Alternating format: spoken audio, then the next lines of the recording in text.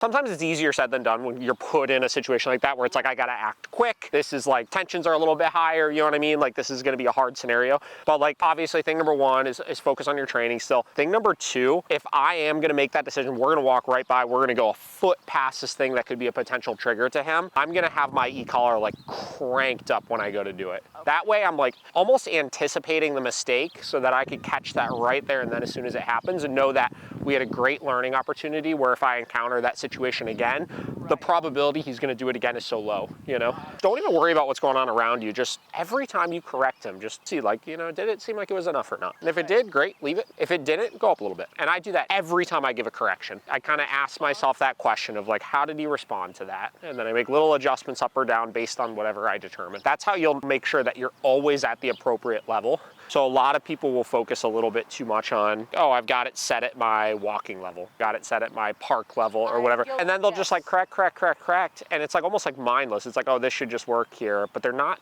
in tune enough with how the dog is responding to things. So then what happens is, you know, you go 10 minutes, you're at the park, you go 10 minutes and it's like, you're correcting, but it's like he's been blowing off the corrections for 10 minutes. And then you try to crank it up and he's like, whoa, what the heck? So you always want to be in tune with any information you're giving your dog, whether it's a command, whether it's a correction, whether it's a reward. It's like, how did they really perceive that? And those are the skills that just take some time to develop. But as long as you're mindful of it and aware, you'll see things will keep improving. And when you run into situations like that, you'll know how to adjust to match him.